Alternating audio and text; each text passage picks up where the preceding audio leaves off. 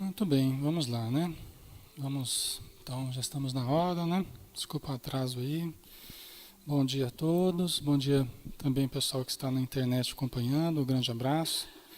Nós vamos então iniciar o estudo de hoje com uma prece, né? Como nós sempre fazemos, convidando a todos para fecharmos os nossos olhos e levarmos o pensamento ao nosso querido Mestre Jesus, sintonizando-nos com seu amor e com os espíritos amigos que aqui estão também como emissários de Jesus para as nossas necessidades, para derramarem sobre toda a terra e sobre os nossos corações sentimentos novos, pensamentos renovadores que venham a nos transformar de dentro para fora à medida que nós aderimos a esses conceitos elevados e principalmente os transformamos em atos, os transformamos em novos comportamentos no nosso dia a dia.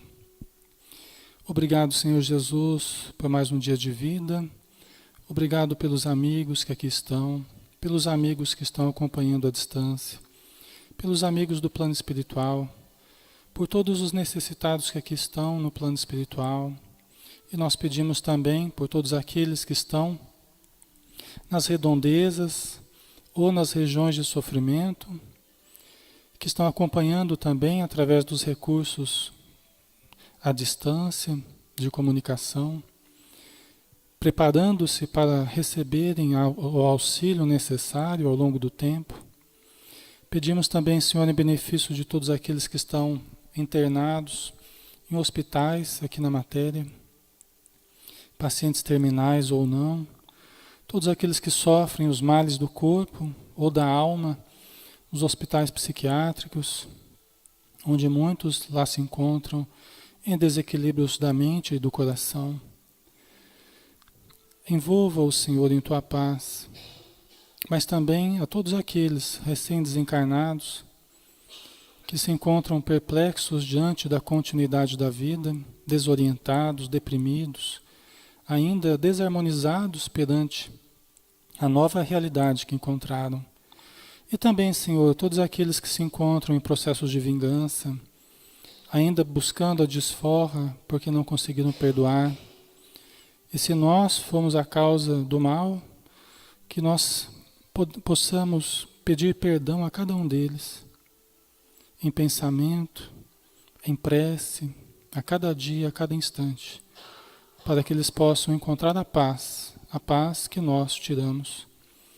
Que a tua luz, Senhor, nos envolva e que a cada dia mais possamos nos iluminar, acendendo a nossa própria luz. Obrigado por tudo e que assim seja.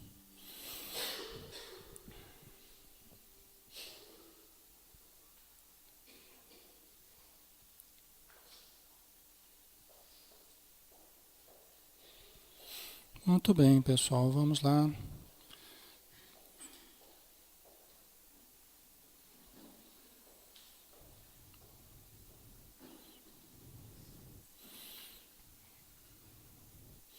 Vamos continuar o estudo, né?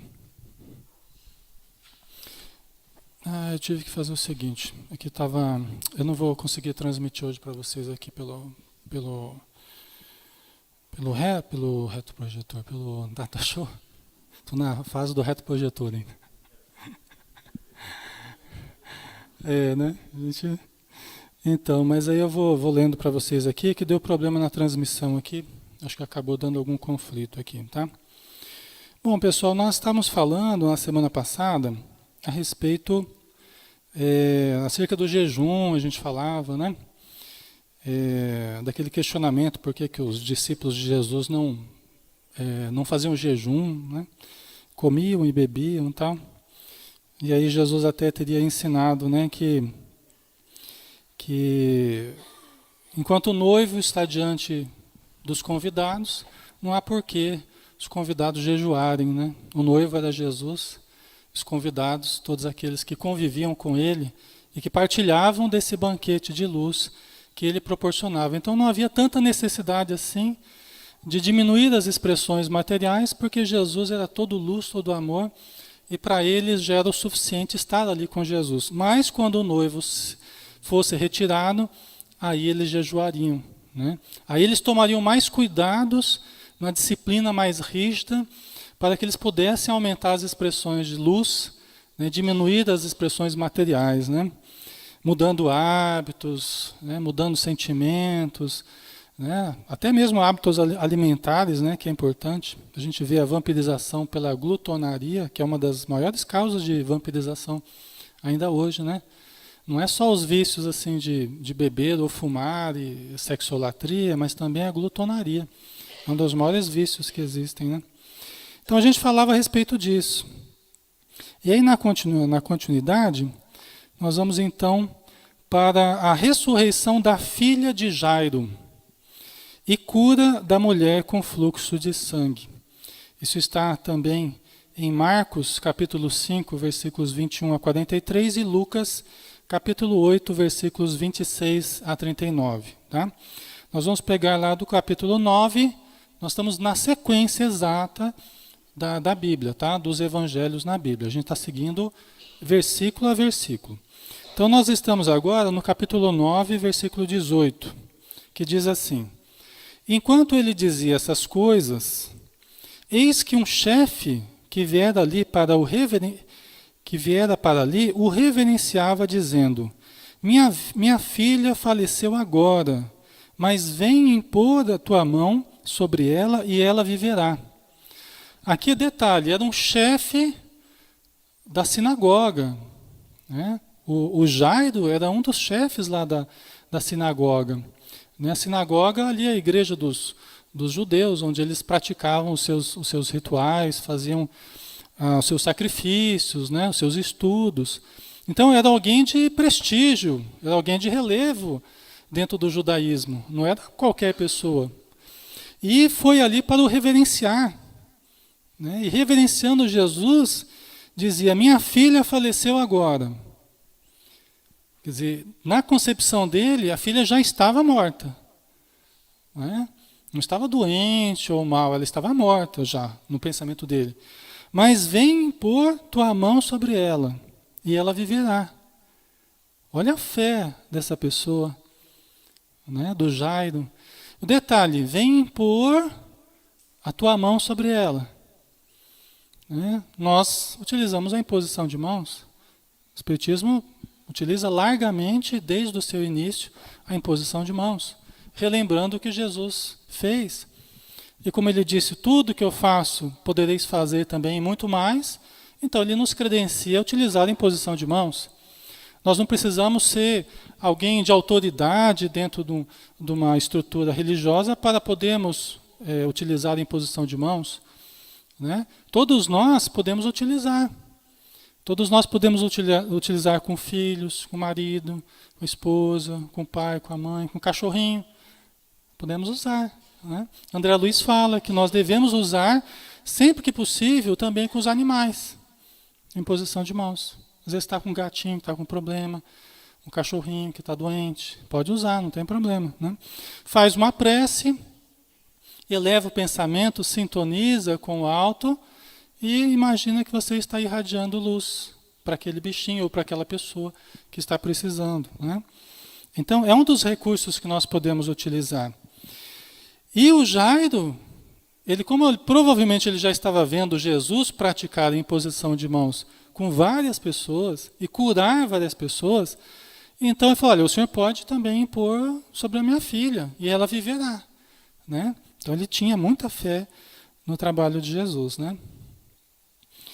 Jesus, erguendo-se, o seguiu, e os seus discípulos também. Eis que uma mulher que sangrava há 12 anos aproximou-se por trás e tocou na orla da sua veste. Então é alguém com problema, né, menstrual ali, já há 12 anos com desregulada a situação, né, e sangrando, uma hemorragia, né? E a gente sabe os problemas que podem gerar, até tem pessoas que ficam até com anemia, né, por causa disso, e gera uma série de desconfortos, né, até emocionais na pessoa. Né. Então a mulher há 12 anos, imagina a dificuldade dela, há 12 anos que ela estava sofrendo com esse fluxo hemorrágico. não é? Aproximou-se por detrás e tocou na orla da sua veste. E a multidão estava ali em torno de Jesus. A multidão acompanhando Jesus. Não é? Pois dizia consigo a mulher: se somente tocar na sua veste, serei salva. Então, ela já tinha essa concepção na mente dela. Se eu tocar na sua veste, somente tocar na sua veste, eu serei salva. Olha a importância também do que nós acreditamos. Então, ela já ia diante de Jesus com essa predisposição muito positiva, com essa receptividade, com essa fé. Né? A fé, aquela fé que a gente acredita naquilo que não existe ainda. A fé é isso, nós acreditarmos naquilo que não temos, naquilo que não vivemos ainda, naquilo que não somos ainda, mas acreditarmos que podemos ser, que podemos ter, que podemos transformar.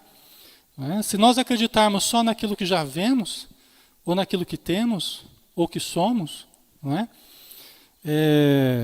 Na verdade não é tanto uma expressão de fé, é uma constatação de um fato. Agora a fé trata-se de nós acreditarmos naquilo que ainda não existe, naquilo que não estamos vendo ainda. Né? Mas ela acreditava que se eu tocar na veste de Jesus, eu serei salva. Né?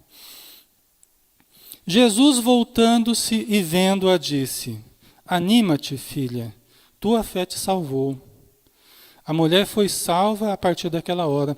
No Evangelho de Marcos a gente vê um pouco diferente. É a mesma história, mas a gente vê um pouquinho diferente. Não é? E ali explica um pouquinho com mais detalhes, né? A multidão ali espremendo Jesus e todo mundo ali, né, tocando em Jesus. Mas aí quando ela toca em Jesus, Jesus fala assim, peraí, alguém me tocou. Quem me tocou? Aí o pessoal fala assim, Senhor, os discípulos de Jesus tentando proteger Jesus. Senhor, está todo mundo apertando a gente aqui. E o Senhor pergunta quem que tocou o Senhor? Não estamos entendendo nada, né? Não, alguém me tocou. Porque eu percebi, eu senti que de mim saiu virtude. Eu percebi que de mim saiu virtude. De mim saiu uma energia diferente.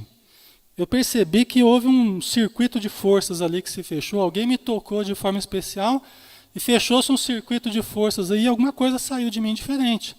Uma energia diferente saiu de mim. Alguém absorveu algo diferente, uma virtude, né? Uma energia curativa. E aí a mulher se aproxima de Jesus e fala com Jesus.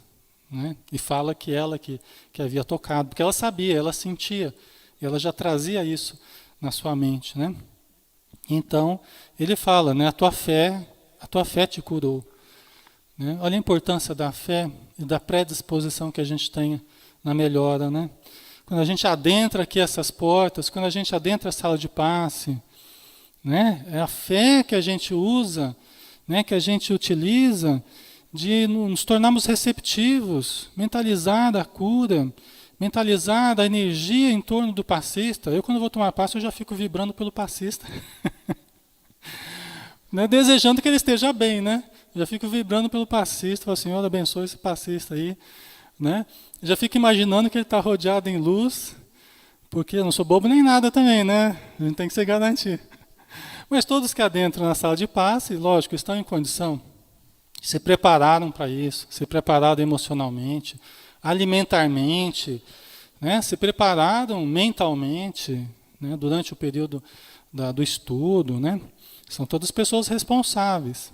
É que ajuda a gente mentalizar coisas boas e mentalizar a pessoa envolta em luz. E ela também vai estar mentalizando a gente envolta em luz. Ela vai irradiar as energias mentalizando a nossa melhora. Né?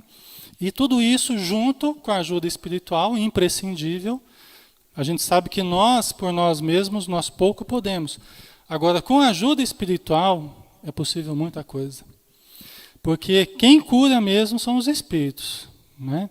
Eles se utilizam das energias espirituais que eles trazem junto com as bioenergias que nós temos com o nosso ectoplasma, dependendo da pureza desse ectoplasma, adquire um poder maior ainda, no sentido da cura, e aí nós temos a ação dos fluidos. Tá? Então, anima-te, filha, tua fé te salvou. E a mulher foi salva a partir daquela hora.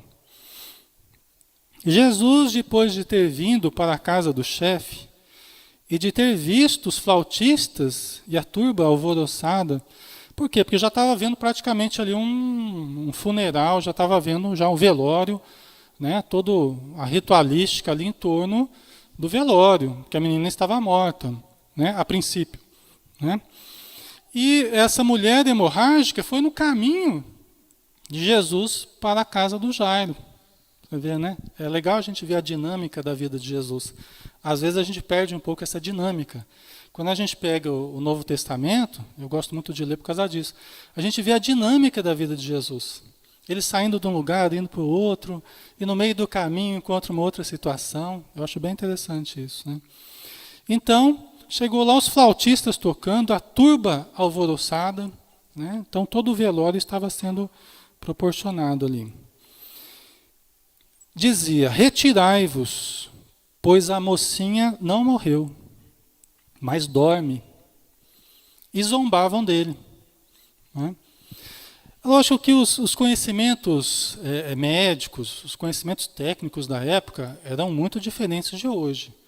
Hoje poderia se fazer uma avaliação muito mais certa do que ocorreu com a menina, né? Através de instrumentos, através de medições e da experiência do profissional, poderia detectar a vida. Né? Hoje a gente usa técnicas de ressurreição, chamado, né, Carlos?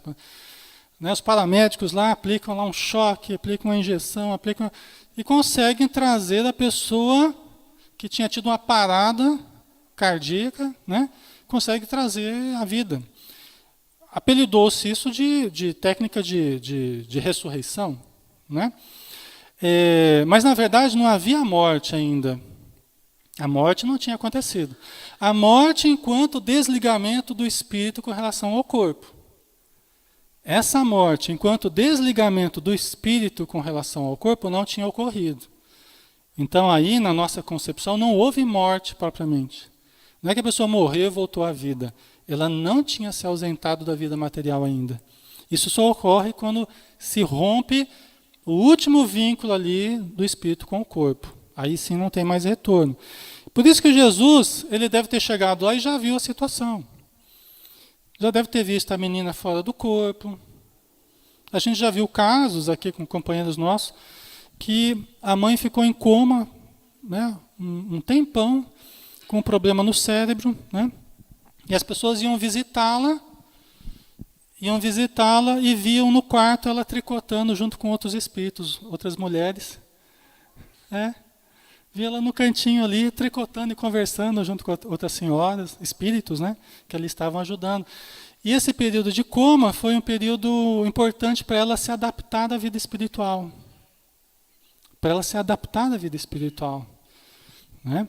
Para ir se ambientando à vida espiritual. Então ela vai se acostumando, fazendo amizades, já vai aprendendo coisas. Quando vem a morrer, de fato, ela já está mais preparada. Praticamente não existe o choque, né, do desencarne. Né?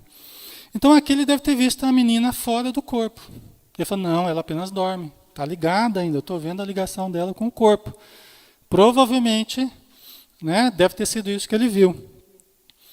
E zombavam dele, porque do ponto de vista material, olharam e falaram, está morta. Né? Tem todos os indícios ali de não estar mais viva. Né?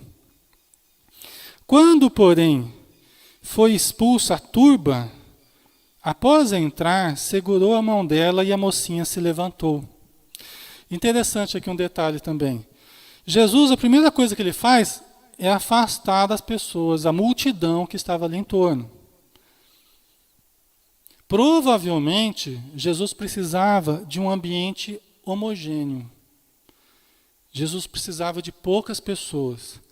A gente sabe disso nas reuniões mediúnicas, por exemplo, que para se fazer certos fenômenos, para se conseguir certa ajuda aos espíritos sofredores, é preciso homogeneidade de pensamento. Por isso que não são reuniões abertas à comunidade. Né? São reuniões restritas para que haja uma sintonia específica entre os participantes. uma qualidade fluídica diferente.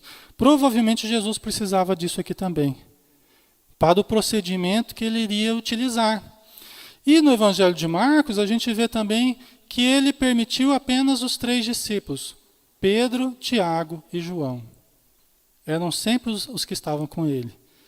Quando era para acontecer uma coisa muito diferente, era Pedro, Tiago e João que estavam com Jesus. Eles deviam ser os médiuns de ectoplasmia, deviam ser os médiuns melhor preparados ali que Jesus se utilizava deles também, né? A gente vê isso, por exemplo, no Monte Tabor. Na transfiguração do Monte Tabor, quando eles subiram no Monte Tabor e Jesus transfigurou-se e apareceu Moisés e Elias do lado de Jesus. Moisés, que tinha vivido alguns milênios antes de Jesus, e Elias alguns séculos antes de Jesus. Estavam ali em espírito. E quem que estava ali presenciando? Pedro, Tiago e João. E é interessante que eles falam até, o Evangelho fala até que surgiu uma certa neblina. Nesse fenômeno de transfiguração, surgiu uma certa neblina, que provavelmente é a exteriorização de ectoplasma. Provavelmente. Essa neblina, porque a gente sabe quando os médiuns começam a exteriorizar ectoplasma, né? Quem pode ver, como consegue ver essa substância leitosa, como que uma neblina assim, envolvendo o médium, o ambiente, né? Então aqui Jesus, acho que ele precisou de um ambiente específico e de pessoas melhor qualificadas para ajudá-lo ali. Ele permitiu a presença do pai e da mãe da menina e os 3 discípulos dele, né? Então, quando, porém, foi expulsa a turba, a multidão, após entrar, segurou a mão dela e a mocinha se levantou. Né? Segurou a mão dela, deve ser aquele fluxo de energia, né? Fecha o circuito de forças com ela, deve ter atraído ela de novo para o corpo, né? Dependendo das condições magnéticas do corpo, se você imprime maior condição fluídica, energética no corpo, aquele corpo movido de uma nova vitalidade, ele chama o espírito. Porque nos processos de adoecimento, quanto mais frágil está o corpo, mais o espírito se desliga com facilidade. Tá? Tanto que o desligamento final se dá pela extinção do fluido vital. A pessoa não consegue mais repor o fluido vital, então se desliga o espírito definitivamente. E ela estava fraca, então provavelmente não conseguia retomar do seu corpo, de tanta fragilidade. Jesus imprimindo um quantum de energia maior, o corpo atraiu novamente o espírito. E foi possível retomar o corpo. Inclusive, não sei se aqui vai falar, aqui não fala, mas no Evangelho de Marcos fala. Aí ele pediu que alimentasse a menina. Né? Que dessem comida para a menina. Para quê? Para fortalecer o seu corpo, que devia estar muito enfraquecido. E daí o fácil desligamento, né, do espírito com relação ao corpo. E esta notícia se espalhou por toda aquela terra. Né? Essa notícia se espalhou por toda aquela terra. Quer dizer, se espalhava mesmo. Jesus frequentemente, e essa foi uma situação que Jesus falou, olha, não fala para ninguém isso. A gente vê em várias oportunidades Jesus falando, não fala para ninguém. Não fica divulgando muito isso aí. Talvez para que a menina não se sentisse exposta, para que a família não ficasse exposta. Mas também pode ser que Jesus não quisesse abreviar o seu tempo na Terra. Porque se ficasse divulgando muito, poderia até correr o risco de abreviar o seu tempo na Terra. Porque depois que ele, entre aspas, ressuscitou Lázaro, aí que os fariseus, aí que eles ficaram doidos da vida. Eles queriam matar Jesus depois daquilo. O Emmanuel fala que até a ressurreição de Lázaro não teve muito problema, mas depois eles tramavam o tempo todo pela morte de Jesus. Foi algo muito forte que ocorreu. Né? Então, provável que Jesus quisesse cumprir com o período certo aqui na Terra, que ele tivesse tempo de passar a sua mensagem. Se essas notícias corressem muito, fugissem ao controle, talvez ele não teria ficado nem 3 anos aqui na Terra, né? Encarnado. A gente não sabe, né? São deduções. Aí nós vamos falar da cura de 2 cegos. Quem quiser participar também, o Rafael está com o microfone, eu acho que hoje está funcionando. tá? Fiquem à vontade. Cura de 2 cegos. Né? Passando dali, seguiram Jesus 2 cegos. Olha, já saíram da casa de Jairo. Jesus estava andando, já saindo da casa de Jairo, e seguiram 2 cegos. Imagina, 2 cegos seguindo Jesus. Né? É uma situação diferente, né? Mas estavam indo ali ouvindo a multidão e de alguma forma indo atrás de Jesus. Né? Gritando e dizendo: tem misericórdia de nós, filho de Davi. Né? Jesus não era filho de Davi, ele era filho de José, né? Mas descendia ali da raiz genealógica, né? Vindo de Davi. Né? Dizem que ele era descendente de Davi, né? Que foi um dos grandes nomes dentro do judaísmo. Né? Então eles têm misericórdia de nós, filho de Davi. Né? Depois de ir para casa, os cegos se aproximaram dele e Jesus lhes disse: credes que posso fazer isso? Dizem-lhe: sim, Senhor. Então Jesus foi para a casa dele, em Nazaré, né, que ele estava em Nazaré, e eles seguiram Jesus até a casa dele. Né, e aí Jesus, conversando com eles, pergunta: credes que eu posso fazer isso? Ó, de novo a manifestação da fé.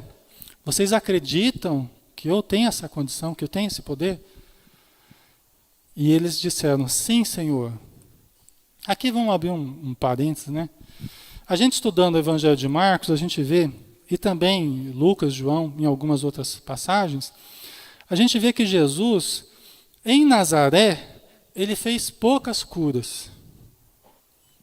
Estamos nos Evangelhos. Aqui a gente está vendo algumas delas, mas diz também no Evangelho que ele fez poucas curas em Nazaré.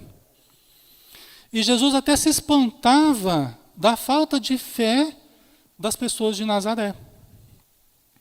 Interessante, né? Ele se espantava com a falta de fé das pessoas em Nazaré. E por quê? Até fala no Evangelho, né? As pessoas comentavam: isso aí não é o Jesus lá, o filho do José carpinteiro, da Maria, que cresceu aqui com a gente? Não tem os irmãos lá, o Tiago, não sei o quê, começou a falar o nome dos irmãos dele. As irmãs, a gente conhece as irmãs, né? Não é aquele menino lá que a gente viu crescer? Aí Jesus fala assim, né? Não há profeta sem honra senão na sua própria casa. Né? Quer dizer, ninguém é profeta na sua própria casa. Né? Você vê que Jesus sofria com isso. Porque ele cresceu ali em Nazaré, as pessoas conheciam ele. Porque normalmente a gente está procurando um Salvador, uma pessoa sem defeitos, uma pessoa que a gente não conhece, então tem uma aura meio mística, meio misteriosa. Né? É uns palestrantes que vêm de fora, e a gente, nossa, que espetáculo. Né? E o palestrante vem, faz a palestra e vai embora e deixa aquela aura, né? Deixa aquela mensagem bonita e fala: nossa, esse cara, né? Ele está com tudo. Né? E é interessante, a gente tem essa idealização dentro da gente. A gente fica buscando pessoas sem defeitos. E de repente, quando a gente vê, não estou falando que Jesus tinha defeitos, mas as pessoas viram Jesus crescer. As pessoas viram Jesus criança faz as traquinagens, criança, né? Como é que era Jesus criança? Como é que era Jesus adolescente? Devia ser um espírito muito bom, muito dócil, muito amoroso. Mas era uma criança, era um adolescente. Então aquelas pessoas viram Jesus crescer. Agora, de repente, chega lá curando, falando em nome de Deus, não é? Então isso soava estranho para as pessoas em Nazaré, a ponto de Jesus dizer: não há profeta na sua própria casa. Ninguém é profeta na sua própria casa, né? Na sua própria cidade. Né? Então é interessante. Se isso aconteceu com Jesus, imagina com cada um de nós. Né? Diante dos nossos familiares, diante dos nossos amigos, diante da cidade. É difícil, não é? É difícil. Para Jesus foi assim, imagina para a gente. Né? E então os cegos acreditavam. Né? Então, só complementando, não havia muita receptividade em Nazaré para as curas. Porque as pessoas não acreditavam muito que Jesus tinha aquele poder sobrenatural. As pessoas não acreditavam muito, né? Porque o viram crescer, né, praticamente. Então tocou os olhos deles, dizendo: conforme a vossa fé seja feito a vós. Tocou os olhos deles, dizendo, né, conforme a vossa fé seja feito a vós. Conforme a vossa fé. Né? De novo a manifestação do que as pessoas queriam, do que as pessoas acreditavam. E aí a importância da gente lembrar do que nós queremos. Muitas vezes a gente fala, não, eu deixo para Deus decidir o que é melhor para mim. Ok, eu tenho certeza que Deus sabe o que é melhor para a gente. Mas será que nós sabemos o que é melhor para a gente? Será que a gente tem trabalhado no sentido de identificar o que pode ser bom para mim, para vocês? Manifestado o nosso desejo? Ora, eles manifestaram o desejo deles. Senhor, eu quero que o Senhor me cure. Você acredita que eu posso? Eu acredito, Senhor. Se eles não tivessem falado nada, se eles não tivessem pedido nada, se eles não tivessem ido atrás de Jesus gritando, Senhor, tem misericórdia, será que Jesus ia lá e espontaneamente ia lá curá-los? Vocês acham? É provável que não. Não é? E às vezes a gente não vai em busca, às vezes a gente não persegue aquilo que a gente quer, mesmo sendo bom, porque a gente parte de um princípio de desmerecimento. Não, mas eu não mereço, quem sou eu, não mereço tal. E a gente não busca e não recebe. Porque Jesus mesmo falou, buscai e achareis. Pedi e dar-se-vos-á, batei e abrir-se-vos-á. Né? Então a importância da gente buscar. Né? Então, conforme a vossa fé, seja feito a vós. E os olhos deles se abriram. Jesus os advertiu severamente, dizendo, olhai que ninguém o saiba. Né? Então, olha, presta atenção, que ninguém saiba disso aqui que eu estou fazendo para vocês. É também manifestação de profunda humildade. Jesus não queria que as pessoas o buscassem apenas pelo fenômeno, que as pessoas buscassem apenas pela cura, queria que as pessoas buscassem espontaneamente por sintonia com a sua mensagem. Ele não queria projetar-se egoicamente, né, aumentar o seu status, não era isso que ele queria. Ele queria despertar o self nas pessoas, despertar o eu divino nas pessoas. Né? Acho que a Inês quer falar alguma coisa, Rafael. Não é? Então, olhai que ninguém o saiba. Que a vossa mão direita não saiba o que faz a vossa esquerda, ou vice-versa. Que o que você está fazendo de um lado, você não fique, né, fazendo propaganda do outro. Não é? Fala, Inês. É que eu estava aqui pensando enquanto você fala. Naqueles tempos já tinha isso, e continua hoje em dia também. Né? Uhum. Aquilo que as pessoas não entendem, né, a respeito da religião, né, nós estamos falando, eles preferem julgar, né? Certo. Julgar de uma maneira assim, não querendo entender, né, que existe mais coisas, mais aprofundamento, né, espiritual, conhecimento, tudo. Eu percebo isso, que as pessoas preferem julgar, né, quando não entendem. Nós mesmos fazemos isso, né, Inês? Constantemente, né? A gente vive apreciando as coisas qualitativamente e muitas vezes sem conhecimento de causa profunda, né, do que a gente está falando, né? A gente fica avaliando as situações de fora, né? É um vício que a gente traz de julgar mesmo, né? Que a gente tem que ir desfazendo devagarzinho, né? A gente olha alguém fazendo uma coisa, a gente já fica vendo, né, intenções na pessoa, né? E a gente esquece apenas de descrever o que a gente está vendo. Que nem aquela historinha que eu falei do cavalo branco aqui outro dia, né? Do homem que tinha lá o cavalo branco, né? Vocês lembram daquela historinha, né? Do cavalo branco que o homem, todo mundo queria comprar o cavalo branco dele, né? Ele não vendia por preço nenhum. Aí um dia o cavalo branco sumiu, né? Sumiu lá de onde ele ficava guardado e a população, tá vendo? Que desgraça, você não quis vender para ninguém. Agora perdeu seu cavalo, né? Aí o homem falou assim, olha, você podia dizer apenas que o cavalo branco sumiu de onde ele estava. Vocês estão falando que é uma desgraça, eu não sei se é ou não. Daqui a pouco, uma semana, o cavalo volta trazendo outros 12 cavalos. Né? Né? Aí todo mundo, nossa, isso era verdade, então não era uma desgraça, era uma bênção. O cavalo não tinha sido roubado, ele tinha apenas sumido. Agora ele voltou com outros 12. Você tem 12, você tem 13 cavalos agora, né? Eu falo, olha, não sei se é uma bênção. Vocês poderiam dizer, apenas o cavalo voltou com outros 12. Vocês já estão falando que é uma bênção. Eu não sei se é uma bênção ou uma desgraça, não sei o que é. E daqui a pouco o filho do dono do cavalo lá foi tentar domar um dos cavalos e caiu e quebrou a perna. Aí a população, olha que desgraça, é uma desgraça mesmo. Né? Esses cavalos voltados, aí seu filho foi domar e quebrou a perna, olha que desgraça. Né? Aí o homem falou assim, olha, se é desgraça ou não é, eu não sei. Vocês poderiam dizer apenas, os cavalos voltaram, meu filho foi tentar domar e caiu, quebrou a perna. Aí teve uma guerra na região e todos os moços foram alistados, foram se alistar para a guerra. Era uma guerra praticamente perdida, todo mundo ia morrer. Né? E o filho do homem com a perna quebrada não podia se alistar. Né? Aí o pessoal falou, olha, é uma bênção mesmo, seu filho está com a perna quebrada. Aí o homem falou assim, olha, se é uma bênção ou não, eu não sei. Vocês poderiam dizer apenas, seu filho está com a perna quebrada e não vai poder se alistar. Né? E aí a história continua. Né? Então é a mania que a gente tem, né? De ficar sempre apreciando, perde o avião, ai que desgraça, perdi o avião, daqui a pouco o avião vai e cai. Não é? Quantas pessoas nesses acidentes aí, sempre tem aqueles que eram para ter entrado e não entraram. Isso é muito interessante para a gente parar para pensar, tudo que nos ocorre tem uma razão de ser. E a gente, ai que desgraça. E pode ser uma bênção o que está acontecendo.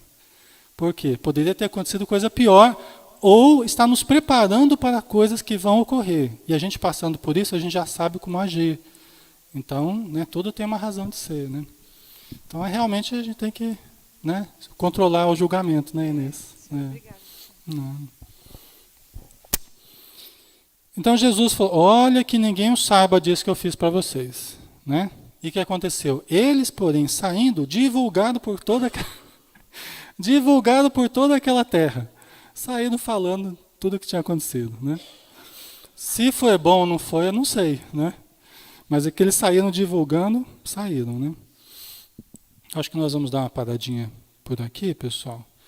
Né? Já 15 para as 11, né? Semana que vem a gente continua, né? Para não ficar muito cansativo. Vamos então partir para a segunda parte do nosso encontro aqui, convidando a todos para fecharmos os nossos olhos.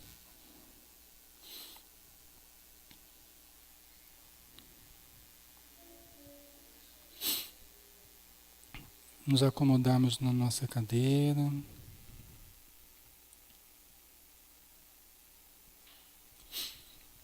Relaxarmos, colocarmos uma respiração tranquila, serena.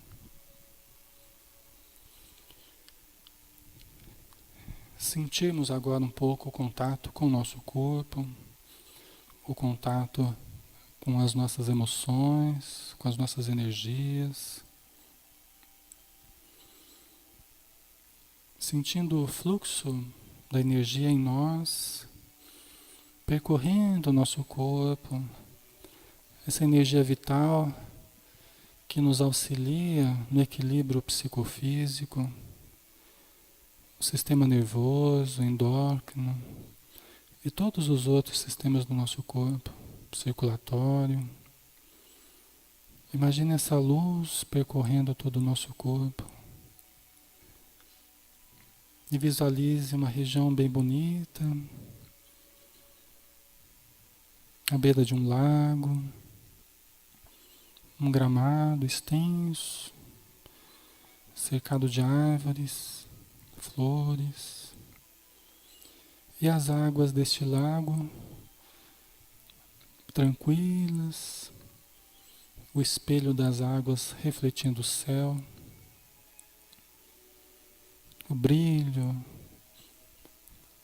nas águas, a tranquilidade, a serenidade, como a sua mente, que assim também está, tranquila, serena, pensamentos silenciosos, exercitando o sentir, exercitando o perceber a si mesmo, respirando profundamente e sentindo o corpo todo respirando junto com seus pulmões, cada célula, sentindo a expansão da energia ao seu redor, o seu campo vibratório, o seu campo áurico, expandindo-se maravilhosamente, acompanhado de uma sensação de leveza, de liberdade. Você pode tocar as árvores, as folhas, as flores, sentir a textura, o perfume que você mais gosta. Você pode tocar as águas deste lago e sentir a temperatura. Você pode sentir o toque do vento, da brisa suave na sua pele, o toque dos raios do sol suavemente. E você pode visualizar a figura meiga e doce de Jesus se aproximando de você, com seu porte majestoso, com seus cabelos iluminados, com seus olhos radiantes, com as suas mãos, da qual saem raios de infinita beleza.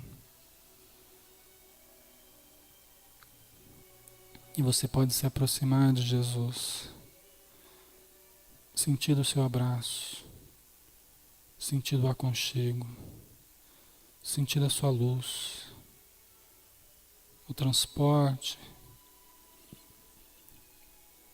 a sensação de bem-estar, a sensação de paz e completude. Sentir no seu coração, apaziguando as emoções e os sentimentos, e a sua mente tranquilizando-se, preenchendo-se de fé, de confiança incondicional e a certeza de que tudo está dando certo, tudo se resolverá, tudo será melhor, tudo se transformará. Mantenha essa confiança irrestrita e incondicional, porque a vida é imortal, somos indestrutíveis e fomos criados para a luz, para a felicidade, para a plenitude. Obrigado, Senhor Jesus, que o teu amor, a tua luz e a tua paz nos envolvam a cada dia da nossa vida e que nós sintamos a tua presença em nós, em cada instante que respirarmos na matéria e além dela. Muito obrigado por tudo, Senhor. Abençoa os passistas, que serão tradutores das tuas energias para todos nós que iremos receber. E abençoa, Senhor, todos os necessitados que aqui estão, no plano físico e no plano espiritual. Que a tua luz nos ilumine, agora e sempre. Que assim seja.